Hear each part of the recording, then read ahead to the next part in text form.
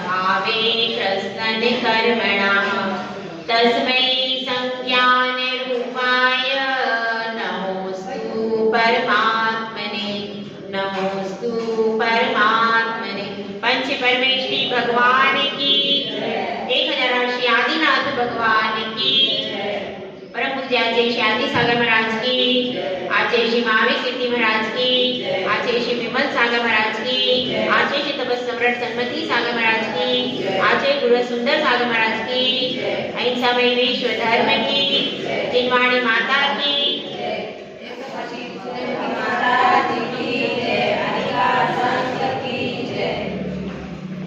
धर्म प्रेमी भव्यात्मा। हम सब यहाँ इष्टोपदेश ग्रंथ का स्वाध्याय कर रहे हैं। कल हमने समझा था, क्या समझा था कि विपत्ति आती है, एक विपत्ति के बाद दूसरी विपत्ति आ जाती है। हम सब ने इसका बराबर अनुभव किया है कि नहीं किया? एक विपत्ति समाप्त होने भी नहीं पाती कि दूसरी आकर के तुरंत खड़ी हो जाती है, और हम विपत्तियों को निपटाने में ये भूल जाते हैं कि हमारी आयु थोड़ी।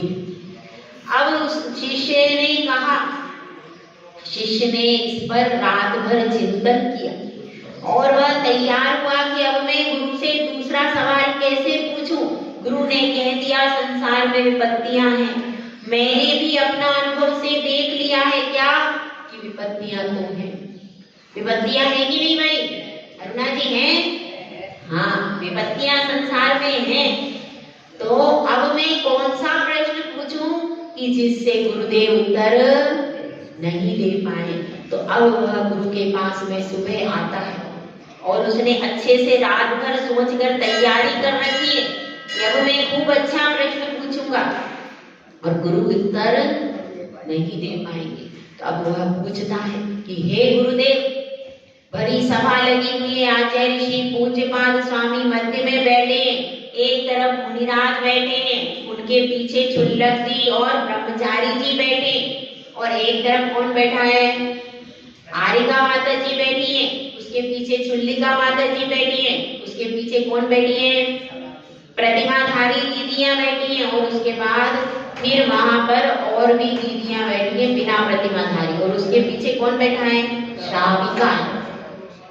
श्राविकाएं भी इस प्रकार क्रम से बैठते हैं। जब चतुर्विध संघ होता है तो कैसे बैठते हैं? क्रम से बैठा जाता है। तो इसी प्रकार से सब क्रम से वरीयता से बैठे हैं, और उस भक्त ने कहां पर बैठा है? वो भक्त बताओ। मुनिराज के पीछे क्षुल्लक, क्षुल्लक के पीछे ब्रह्मचारी जी, और ब्रह्मचारी जी के पीछे वो कौन है? सामान्य श्रावक है, इसलिए वह अपने श्रावक समूह में बैठा हुआ है।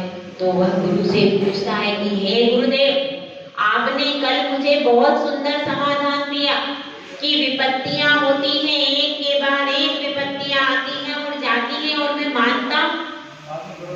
मानता हूं कि विपत्तियां आती हैं, लेकिन हे गुरुदेव, यह आपका कथन एक देश सत्य है पर पूर्ण सत्य नहीं है। गुरुदेव पूछते क्यों पूर्ण सत्य क्यों नहीं है? कि हे गुरुदेव, कुछ तो ऐसे जीव हैं जिनके पास संपत्ति भी देखी जाती है, जिनके पास विपत्तियां नहीं आती। ऐसे भी जीव हैं जो चांदी की चम्मच लेकर के उत्पन्न होते हैं, सोने के पलने में झूलते हैं, और पूरी जिंदगी कभी भी वो कोई अभाव को नहीं देखती। ऐसी ही जिनागम में एक कथा आती है, एक रोहिणी की कथा आती है कि एक रोहिणी नाम की राजकुमारी थी।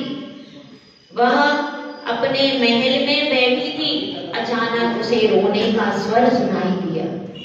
तो जब रोने का स्वर सुनाई दिया तो वह रोहिणी पूछती है अपनी दासी से कि हे दासी, यह कौन से पशु की आवाज है? कौन सा पक्षी इस तरह से बोलता है? मैंने आज तक इस पक्षी की आवाज नहीं सुनी, और कभी इसको देखा भी नहीं, तो मुझे इसको दिखाओ, यह किसकी आवाज है? तो वह कहती है दासी कि क्या कहती है कि हे पुत्री, यह जो आवाज है यह किसी पशु की नहीं है, किसी पक्षी की नहीं है, यह तो एक माता का पुत्र वियोग हो गया है, पुत्र का मरण हो गया है, तो वह माता इस प्रकार से रुदन कर रही है। तो वह पूछती है मरण क्या होता है, दुख क्या होता है। तो ऐसे भी लोग हैं। तो अब शिष्य कहता है कि हे गुरुदेव, हमारी आगम में कथा आती है, तीर्थंकर महापुरुष होते, उन्होंने कभी दुख देखा ही नहीं। जो तीर्थंकर महापुरुष हैं, चक्रवर्ती होते हैं, चक्रवर्ती के पुत्र होते हैं, वे तो अब एकदम अच्छे से रहते हैं, 96,000 रानियां होती हैं, उनको कभी भी कोई कष्ट नहीं होता। तो ऐसे ही जो राजा रहते हैं, राजकुमारियां आती रहती हैं, वो तो पूरे जीवन भर वैभव में और अनुकूलताएं में ही रहते, तो उनको तो कभी भी विपत्ति होती ही नहीं है। तो आपने जो ये कहा है तो उन लोगों के लिए कैसे लागू होगा? ये तो हम जैसे सामान्य मनुष्यों के लिए ठीक है कि दुकान पर जाना पड़ता है, व्यापार करना पड़ता है, सर्विस करनी पड़ती है, दूसरे की नौकरी करनी पड़ती है, ग्राहकों का इंतजार करना पड़ता है, भोजन बनाना पड़ता है, स्कूल जाना पड़ता है, ये हम लोगों के लिए तो ठीक है। लेकिन जो तीर्थंकर हैं, चक्रवर्ती हैं, नारायण हैं और ऐसे राजा महाराजा हैं जिनके पास में रत्नों के ढेर लगे, तो उनको कहाँ विपत्ति है? वो तो जो इच्छा करे तुरंत वह वस्तु सामने आ जाती है। तो आप बताइए, संसार में 2 प्रकार के लोग हैं गुरुदेव, एक तो विपत्ति वाले और एक संपत्ति वाले। तो संपत्ति वाले को विपत्ति कहाँ? क्योंकि क्या कहते हैं, धन ही सब कुछ है। जिसके पास अनुकूल स्त्री है, अनुकूल स्त्री है, सुंदर स्त्री है और आज्ञाकारी पुत्र है, क्या कहते हैं, पहला सुख निरोगी काया। जो चक्रवर्ती होते हैं, तीर्थंकर होते हैं, उनको तो शरीर में कोई रोग ही निरोगी होते। और दूसरा सुख क्या है? घर में हो माया, घर में पर्याप्त धन संपत्ति हो, इसको दूसरा सुख कहते हैं। और तीजा सुख, सुख आज्ञाकारी। तीजा सुख क्या है? आपका जो बेटा है वह आज्ञाकारी होना बहुत दुर्लभ है। और चौथा सुख क्या है? कैसी नारी होना चाहिए? पतिव्रता नारी। अगर आपकी नारी पतिव्रता है, धर्म के अनुसार चलने वाली है, तो यह बहुत बड़ा सुख है। पतिव्रता नारी यानी पति के अनुकूल चलने वाली नारी, पति के प्रतिकूल चलने वाली नहीं। तो इस प्रकार से यह 4 सुख होते। तो इतना सब मिलने के बाद कुछ बचा है क्या सुख में? कुछ भी, सब कुछ इसमें आ जाता है। तो इस प्रकार से यह 4 सुख भी जीवों में देखे ही जाते हैं कि नहीं? अब चक्रवर्ती की 96,000 एक से एक सुंदर राजकुमारी जैसी होती हैं और सब धन वैभव से संपन्न ही घरों से आती है, ऐसे दूसरे घरों से नहीं आती। सभी जो 96,000 आती हैं सारी राजकुमारियां होती हैं बहुत, क्योंकि पुण्यहीन कन्या कहाँ से आ जाएगी? पुण्यहीन कन्या चक्रवर्ती के यहाँ ब्याही जा सकती है क्या? नहीं, उसका विशेष पुण्य होता है। जो 96,000 रानियां भी होती है ना, उनका विशेष पुण्य होता है और उनके बच्चे भी दीक्षा लेकर के अपना आत्म कल्याण कर लेते हैं, मोक्ष में चले जाते हैं। उनके पुत्री भी आर्यका बन सकती, उनमें भी, क्योंकि चक्रवर्ती भी धर्म, अर्थ, काम और मोक्ष 4 पुरुषार्थों से समन्वित रहता है।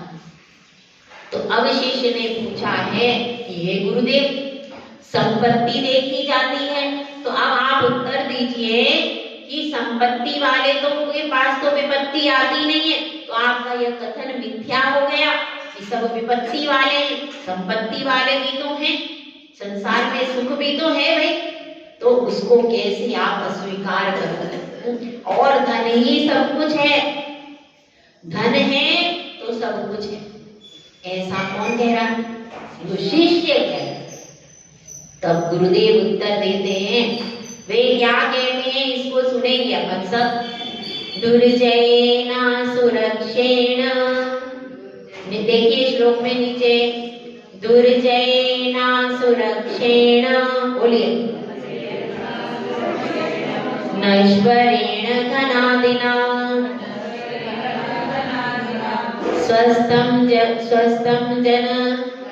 स्वस्थं मन्यं जनकोऽपि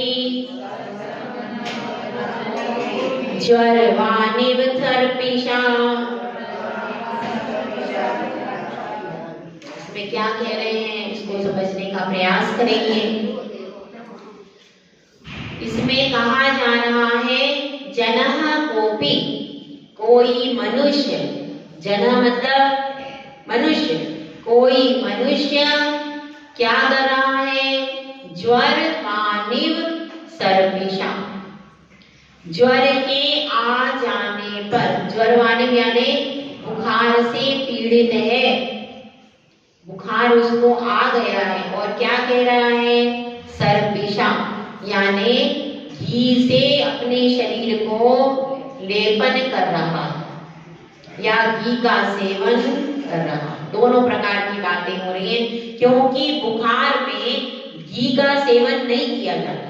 यदि बुखार में घी का सेवन करेंगे तो घी बचेगा क्या? बुखार में मुंह वैसे ही कड़वा है, आप घी पी लोगे तो या तो आपको उल्टी होगी या फिर आपको तकलीफ बढ़ जाएगी, क्योंकि बुखार में तो साधारण भोजन भी पचता नहीं है, खिचड़ी आदि दी जाती है रोगी को। उस अवस्था में यदि आप घी के तले सले पदार्थ खाओगे तो क्या होगा भाई? और ज्यादा बुखार बढ़ जाएगा। तो इसलिए कह रहे हैं कोई व्यक्ति को बुखार आया हुआ है और वह घी पी रहा है तो क्या होगा? उसके लिए बुखार और भी बढ़ जाएगा और कफ की परेशानी और ज्यादा होगी। तो इसी तरह से कह रहे हैं स्वस्थम जन्म को भी ज्वर वानिव सर्पिषा। और क्या मानता है? सर्पिषा स्वस्थ, वह यह मानता है कि घी पीकर मैं स्वस्थ हो जाऊंगा। समझ में आई बात? क्या कह रहे? कोपि जना, कोई व्यक्ति क्या मान रहा है? मन्यम, मन्यम यानी मान रहा है कि सर्पिषा यानी घी को पी करके क्या मान रहा है? घी से मैं कैसा हो जाऊंगा? स्वस्थ, मैं स्वस्थ हो जाऊंगा। उसको बुखार आया है और वह यह मान रहा है कि मैं घी को पी करके स्वस्थ हो जाऊंगा। इसी प्रकार से अब ऊपर वाली लाइन देखिए, दुर्जय, दुर्जय का अर्थ क्या है? जिसको प्राप्त करना अत्यंत कठिन है उसको क्या कहते हैं? दुर्जय। ना सुरक्षेण, और सुरक्षित भी नहीं है, जिसकी रक्षा करना अत्यंत कठिन है। अब क्या है? वह जिसको प्राप्त करना अत्यंत कठिन है वो कैसा हो गया? दुर्जय। और जिसकी रक्षा करना अत्यंत कठिन है वो क्या हो गया?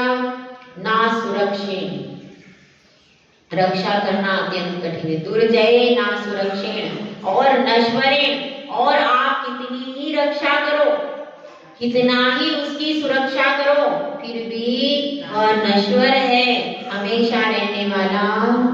किसकी बात हो रही इसमें?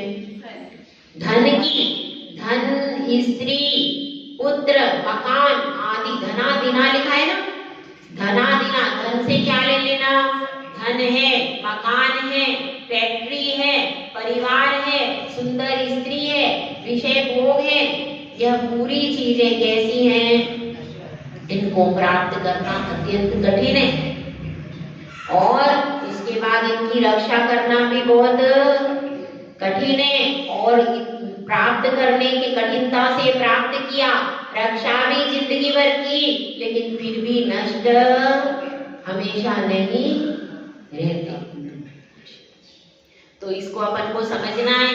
यहाँ पर क्या क्या चीजों को बताया है, कौन कौन सी चीजें नश्वर है।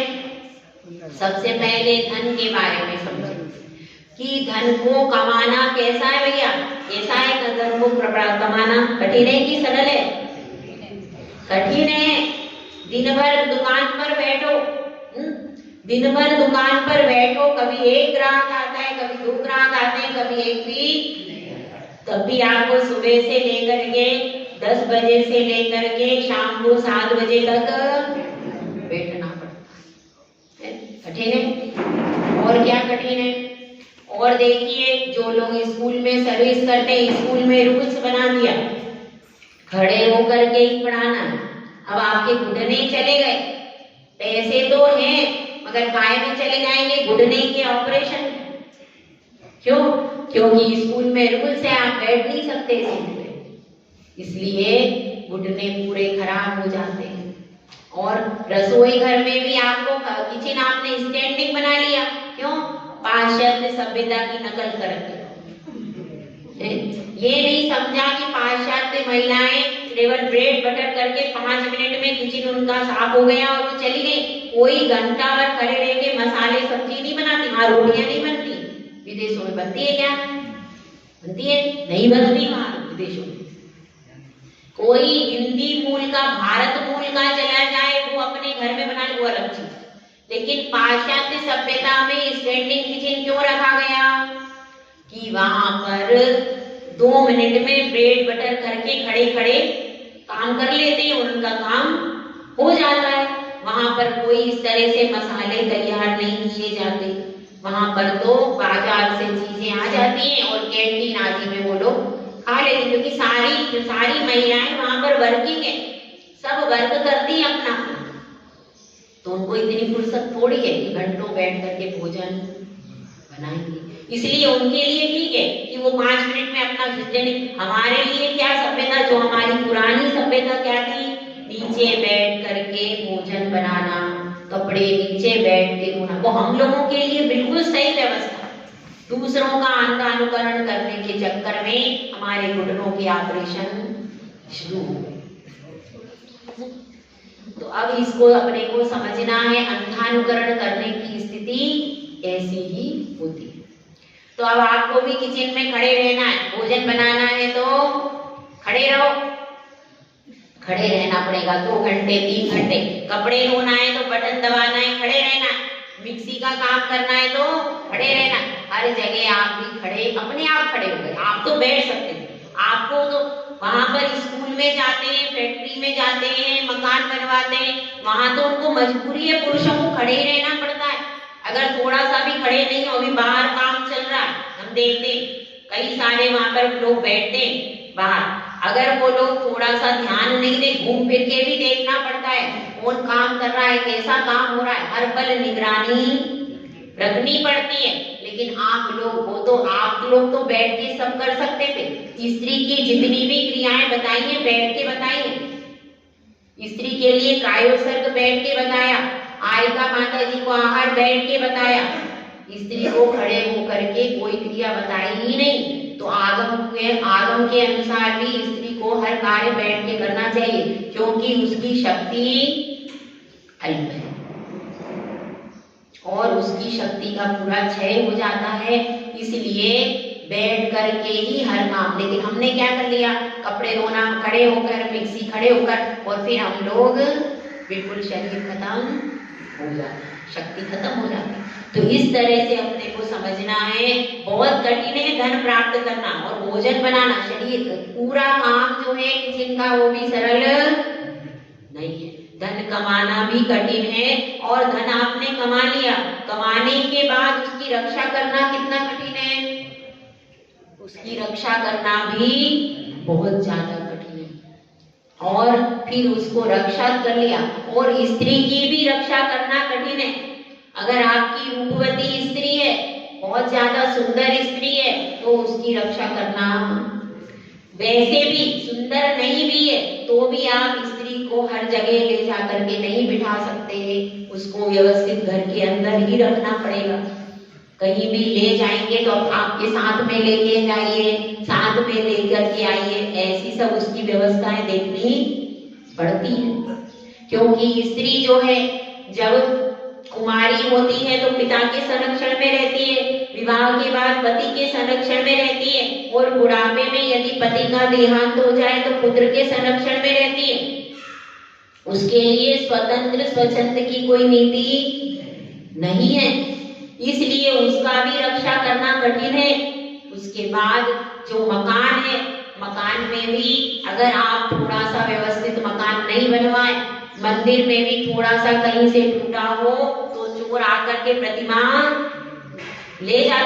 इतनी सुरक्षा करने के बाद, कैमरे लगाने के बाद भी चोर लेकर के चले जाते हैं प्रतिमाएं। इतनी चोरियां हो जाती हैं, छत्र चुरा लेते हैं, कहीं कुछ कर ले, तो कितना कठिन है सुरक्षा करना। घर में भी सुरक्षा करनी पड़ती है। घर में भी आप एक दिन बाहर चले जाओ, पता चलेगा कि सब हो गया स्वाहा। तो इस तरह से धन को कमा लिया, कमाने के बाद उसकी रक्षा करना भी कठिन है। मकान में कोई सेंध मार दे, कोई तोड़ दे, कोई कुछ कर दे, कोई अतिक्रमण कर ले, तो मकान की भी रक्षा करना कठिन है। इस तरह से पुत्र की भी रक्षा करना कठिन है। पुत्र जो है अब बाहर पढ़ने के लिए गया, अब बाहर उसका कहीं किसी से वार्तालाप हो गया, संबंध बन गए, तो क्या हुआ, अब उस पुत्र ने मुस्लिम धर्म, दूसरा धर्म स्वीकार कर लिया। अब आप क्या करोगे? कन्या है, उसने दूसरे धर्म वाले से विवाह कर लिया, क्या करोगे? उसकी रक्षा कर पाए क्या? नहीं कर पाए। पुत्र ने कहीं दूसरी जगह विवाह कर लिया, पुत्र चला गया और पुत्र भी कह दिया हमारा तुमसे कोई संबंध नहीं है, वहीं पर अपने परिवार में रहने से कितने केस, सब अपने परिवार में रहने लगे, माता पिता से मतलब ही नहीं है। फिर क्या करोगे? फिर आप उसकी रक्षा, आप उसको संभाल नहीं पाए। ऐसा होता है कि होता है। बाहर अगर एक बार आपका पुत्र बाहर गया तो वो बाहर का हो गया, कन्या बाहर गई तो वो बाहर की हो गई। अब वो आपके घर में पहले जैसी नहीं रहेगी, ध्यान रखना। इसलिए सर्वोत्तम यही है कि बच्चों को जितना हो सके उतना अपने पास में ही रख करके पढ़ाओ और ऐसे संस्कार दो जिससे वो धर्म से जुड़े रहे। तो यहाँ पर क्या बात कह रहे हैं कि जिस प्रकार से वह घी पी करके मानता क्या है कि मैं स्वस्थ हो गया, उसी प्रकार से आप लोग धन से, स्त्री से, पुत्र से, इनको देख देख करके सुख मान रहे हो। वह वास्तव में सुख नहीं है। यह यहाँ पर कहना चाह रहे हैं कि यह वास्तव में आप समझ रहे हो ये सुख है और यह नश्वर है, हमेशा रहने वाला नहीं। पत्नी गृह कारागृह वनेता बेड़ी, परिजन जन रखवारे। और कहते हैं ये लक्ष्मी का तो दास बन के रहते हैं लोग, लेकिन उसके बाद भी वह लक्ष्मी छोड़ करके रूठ करके चली जाती है। लोग जिंदगी भर उसका दासत्व करते हैं, उसके पीछे पीछे चलते हैं, लेकिन उसके बाद भी वह किसी की सगी नहीं होती। तो ये सब चीजें कैसी है? नश्वर है, नष्ट होने वाली हैं। इसलिए इनसे अपना ममत्व भाव का त्याग करो, ऐसा गुरु ने उपदेश दिया। अब शिष्य फिर संकट में आ गया, गुरु ने फिर से उत्तर दे दिया। अब मैं फिर से प्रश्न पूछूंगा, अब मेरे को फिर सोचना पड़ेगा। गुरु तो बड़े ज्ञानी हैं, हर प्रश्न का उत्तर दे देते हैं। अब मैं फिर से पुरुषार्थ करके नया प्रश्न लेकर के आऊंगा कि गुरु अब उत्तर नहीं दे पाए। अब शिष्य फिर से प्रयत्न करता है, देखो शाम को नया प्रश्न लेकर आपके पास हाजिर हो जाएगा। जय गुरु जय सुंदर सागर महाराज की बोधि समाधि परिणाम शुद्धि साधनोपलब्धि शिव सुख सिद्धि चिंतामणि चिंता